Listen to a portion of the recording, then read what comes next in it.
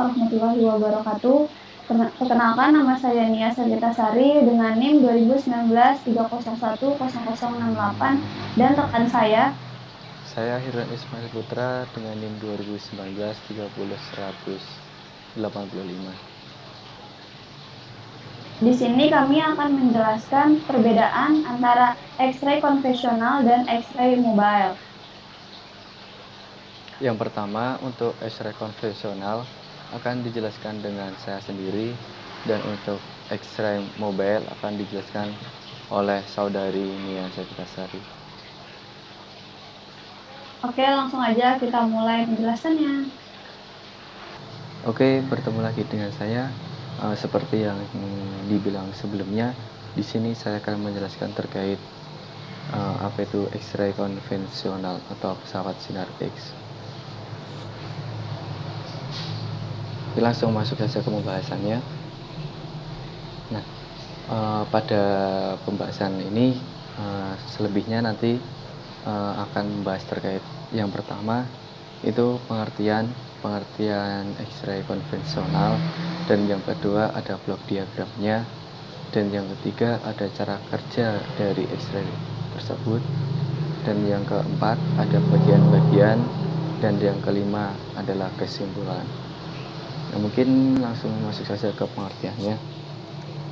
Nah, sebelumnya yang digambar tersebut adalah gambar pesawat sinar X, yang dimana pesawat medik yang bekerja menggunakan radiasi sinar X baik untuk keperluan fluoroskopi dan radiografi. Pesawat sinar X harus memiliki sistem diafragma atau kolimator pengatur berkas radiasi, sehingga apabila diafragma tertutup rapat, maka laju kebocoran radiasinya tidak melebihi batas yang diizinkan. Pada nilai filter permanen tersebut harus dinyatakan secara tertulis pada wadah tabung sinar X. Tabung yang digunakan adalah tabung vakum yang di dalamnya hanya terdapat dua elektroda, yaitu elektroda anoda dan katoda, yang kemudian disebut hot cathode tube, dan merupakan tabung yang dipergunakan untuk pesawat röntgen yang sekarang. Nah, kita langsung masuk ke pembahasan berikutnya, yaitu blok diagram X-ray konvensional. Nah, dapat dilihat di gambar ini terdapat beberapa rangkaian yang setiap rangkaiannya itu memiliki fungsi yang berbeda. Yang pertama itu ada rangkaian power supply. Untuk rangkaian power supply sendiri yang berfungsi sebagai mendistribusikan tegangan pada seluruh rangkaian pesawat sinar X sesuai yang dibutuhkan oleh masing-masing rangkaian. Jadi rangkaian power supply ini dia akan menyuplai setiap power yang berada pada setiap rangkaian, masing-masing rangkaian, biar rangkaian tersebut dapat bekerja. Nah, mungkin selanjutnya itu ada rangkaian pemanas filamen. Pada rangkaian pemanas filamen ini berfungsi sebagai untuk memberikan satu daya dan mengatur besar arus pemanas filamen agar terjadinya thermionic emission bisa dikendalikan, sehingga jumlah elektron-elektron bebas yang dihasilkan pada filamen tabung röntgen bisa dikontrol. Terus pada rangkaian ketiga yaitu rangkaian X-ray tube. Pada rangkaian ini merupakan sebuah tabung diode, yaitu tabung vakum yang terdiri dari dua elektroda, yaitu anoda dan katoda. Dan X-ray tube sendiri adalah tempat berlangsungnya proses terbentuknya sinar X. Jadi pada rangkaian X-ray tube ini, di rangkaian ini sebagai tempat untuk pembuatan sinar X-nya atau berlangsungnya proses sinar X. Untuk rangkaian HTT sendiri itu berfungsi sebagai untuk memberikan beda potensial antara anoda dan katoda, di mana anoda harus selalu mendapat polaritas positif dan katoda harus selalu mendapat polaritas negatif agar elektron-elektron bebas yang ada di sekitar katoda dapat ditarik ke anoda. Dan rangkaian HTT ini sendiri juga untuk memberikan tegangan tinggi. Kemudian terdapat rangkaian timer yang berfungsi untuk menentukan lamanya proses penyinaran sinar X. Langsung kita masuk ke cara kerja X-ray konvensional. Untuk urutan atau proses terjadinya sinar X, yaitu katoda atau filamen dipanaskan sampai menyala dengan mengalirkan listrik yang berasal dari transformator karena panas elektron-elektron dari katoda atau filamen itu terlepas. Sewaktu dihubungkan dengan transformator tegangan tinggi, elektron-elektron akan dipercepat gerakannya menuju anoda dan dipusatkan ke alat pemusat atau focusing hub. Filamen dibuat relatif negatif terhadap sasaran atau target dengan memilih potensial tinggi. Awan-awan elektron mendadak dihentikan pada sasaran atau target sehingga terbentuk panas lebih dari 99% dan sinar X-nya hanya terdapat kurang lebih 1%. Pelindung atau perisai timah akan mencegah keluarnya sinar X dari tabung, sehingga sinar X yang terbentuk hanya dapat keluar melalui jendela. Panas yang tinggi pada sasaran atau target akibat benturan elektron ditiadakan oleh radiator pendingin. Jumlah sinar X yang dilepaskan setiap satuan waktu dapat dilihat pada alat pengukur miliampere atau untuk satunya mA, sedangkan jangka waktu pemerataan dikendalikan oleh alat pengukur waktu. Nah, di sini terdapat rangkaian X-ray konvensional yang sebelumnya itu diagram blok, tetapi yang ini tuh rangkaiannya ini lebih jelas untuk rangkaiannya. Untuk fungsi-fungsinya itu masih sama yang pada diagram blok yang saya jelaskan tadi.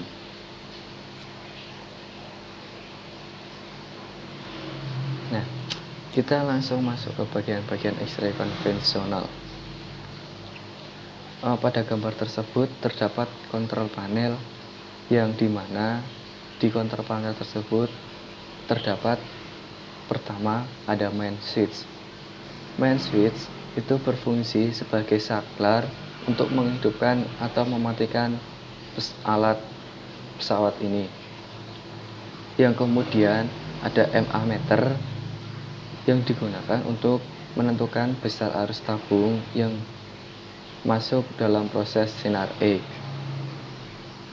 Kemudian terdapat timer selector, yaitu digunakan untuk menentukan waktu lamanya pada saat penyinaran radiografi. Kemudian terdapat timer selector yang digunakan untuk menentukan waktu lamanya pada saat penyinaran radiografi. Selanjutnya terdapat line voltage atau voltage kompensator. Pada line voltage ini digunakan untuk mengompensasikan tegangan yang dibutuhkan oleh pesawat meskipun terjadi perubahan tegangan pada PLN. Yang selanjutnya terdapat cafe selector major. Pada cafe selector major ini berfungsi sebagai memilih tegangan atau beda potensial antara anoda dan katoda yang selisihnya tiap tegangan terminal itu sekitar 10 kV. Yang kemudian ada cafe selector minor. Pada cafe selector minor ini fungsinya hampir sama kepada selektor major. Bedanya hanya bisa merubah tiap tegangan itu sekitar 1 kV saja. Nah, yang kemudian ada high voltage generator. Untuk bagian-bagian HTT dan fungsinya bisa dilihat di gambar. Yang pertama ada transformator tegangan tinggi atau HTT tersebut, yang berfungsi memberikan beda potensial antara anoda dan katoda pada tabung ronsen agar selektor dapat ditarik ke anoda. Kemudian ada bagian trafo-filamen. Pada trafo-filamen berfungsi sebagai memberikan tegangan 12 sampai 24 volt pada katoda agar dapat terjadi thermionic emission pada katoda. Yang kemudian ada bagian penyearah. Penyearah itu berfungsi untuk menyearahkan tegangan dan arus dari HTT ke tabung ronsen. Kemudian terdapat oli. Nah, oli di sini hanya sebagai pendingin dan juga sebagai osilator. Nah, kemudian terdapat tabung sinar X. Teman-teman dapat melihat tabung sinar X pada gambar di sebelah kanan ya, atau enggak sebelah kiri tersebut. Nah, untuk bagian-bagian tabung dan fungsinya, itu yang pertama itu ada top housing. Top housing digunakan untuk menekan radiasi yang tidak dibutuhkan dan juga dilengkapi sambungan kabel tegangan tinggi, yaitu dari kabel HTT. Kemudian ada glass envelope. Pada glass envelope ini digunakan untuk menempatkan filamen dan target berada di dalam ruangan hampa agar elektron di dalam tabung dapat dikendalikan. Kemudian ada windows. Nah, windows ini digunakan untuk melewatkan sinar X. Yang kemudian ada oli. Oli sendiri sebagai pendingin dan juga sebagai bahan isolasi tegangan tinggi. Selanjutnya ada bagian katoda. Bagian katoda merupakan tempat filamen yang terbuat dari kawat tungsten yang mempunyai titik lebur tinggi. Kemudian ada anoda, merupakan sasaran target yang akan ditembak oleh elektron dilengkapi dengan bidang fokus atau focal spot. Kemudian ada diafragma. Diafragma membatasi luas lapangan atau konus, harus diberi tanda yang tidak mudah dihapus dengan luas lapangan yang menunjukkan jarak fokus ke film. Terus yang terakhir ada tabung vakum. Nah, tabung vakum sendiri berfungsi agar elektron dari katoda ke anoda tidak ada hambatan.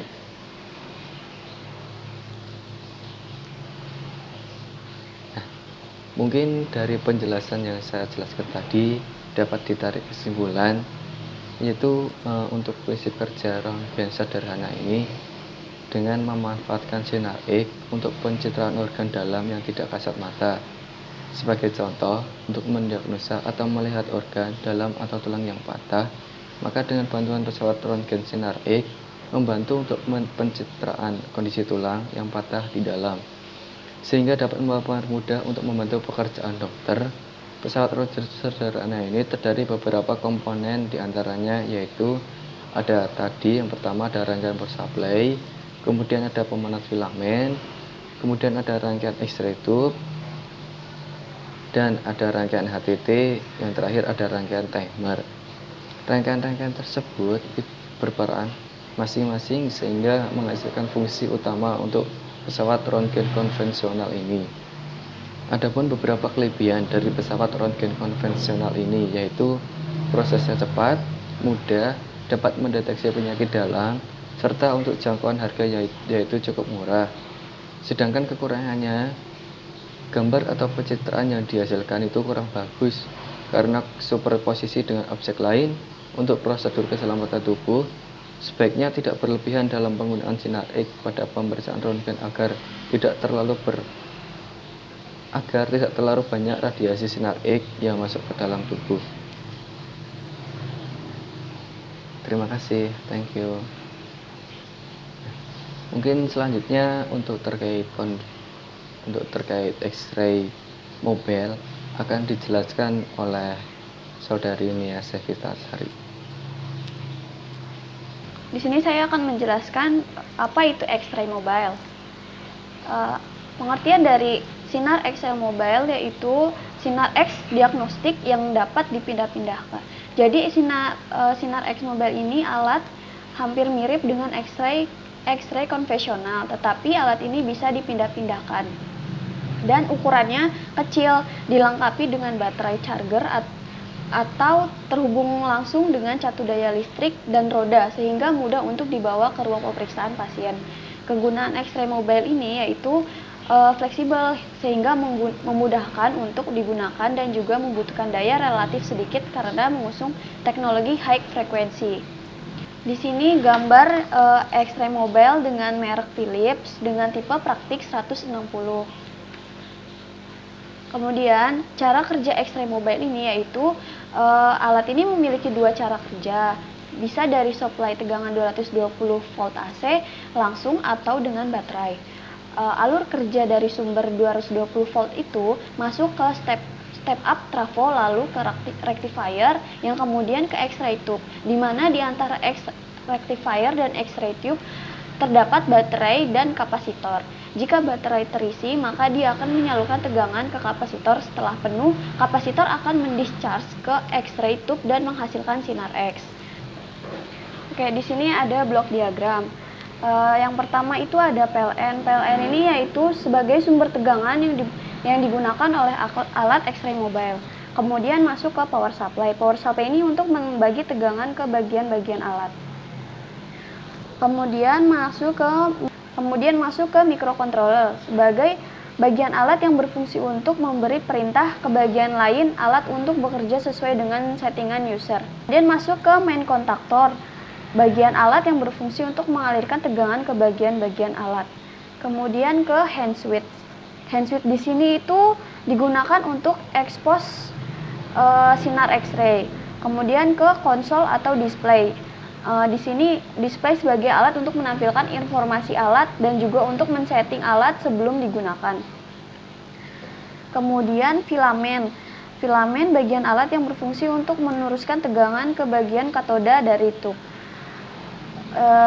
Selanjutnya motor driver, bagian yang berfungsi untuk mengatur putaran motor.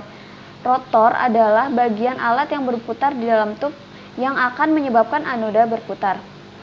Kemudian filter, di sini filter bagian alat yang berfungsi untuk menyaring noise tegangan sebelum masuk ke bagian inverter. Nah, di sini ada inverter AC atau DC. Fungsinya untuk mengubah tegangan AC menjadi DC sehingga bisa tersimpan di kapasitor. Kemudian ada kapasitor. Ini adalah suatu komponen alat yang berfungsi untuk menyimpan tegangan DC yang akan digunakan untuk menghasilkan sinar X-ray. Kemudian ada DC kontaktor. DC kontaktor di sini adalah bagian alat yang berfungsi untuk meloloskan tegangan DC setelah hand switch setelah hand switch tekanan kedua ditekan. Kemudian ada inverter DC atau AC. Ini untuk merubah tegangan DC menjadi tegangan AC, frekuensi tinggi yang nantinya akan dikirimkan ke anoda. Kemudian ada tube. Tube ini tempat di mana terjadinya X-ray yang diakibatkan oleh beda potensial antara anoda dengan katoda. Jadi ketika pesawat di-on-kan, maka tegangan PLN akan masuk ke power supply dan akan menuju ke filter untuk disaring noise dari tegangan PLN. Kemudian akan menuju ke inverter untuk diubah yang tadinya tegangan AC menjadi tegangan DC untuk pengisian kapasitor sebesar 670 volt dalam waktu 60 detik. Pada proses pengisian display sebelum bisa digunakan dan display akan tertampil pada display. Setelah selesai, maka user bisa mengatur tekanan QV dan MAS sesuai dengan kebutuhan. Kemudian, sinyal dari display atau konsol akan dikirim menuju ke microcontroller yang nantinya akan memerintahkan main kontaktor untuk meloloskan tegangan ke anoda dan katoda atau filamen. Nah, pada saat penekanan pertama hand switch, maka mikro akan memerintahkan main kontaktor untuk meloloskan tegangan menuju filamen, sehingga filamen akan menyala dan akan menimbulkan awan-awan elektron. Selain itu, kontaktor juga akan meloloskan tegangan menuju ke motor driver, sehingga rotor akan berputar sekaligus akan memutar anoda dalam tabung setelah filamen dan rotating anoda bekerja.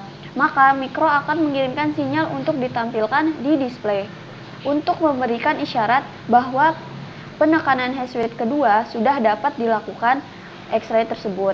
Ketika penekanan hand switch kedua, maka mikro akan memerintahkan main controller akan memerintahkan main kontaktor meloloskan tegangan ke DC kontaktor sehingga tegangan DC yang sudah tersimpan di dalam kapasitor akan mengalir menuju ke inverter kembali untuk diubah dari DC menjadi AC dengan frekuensi tinggi. Selanjutnya akan menuju ke HTT atau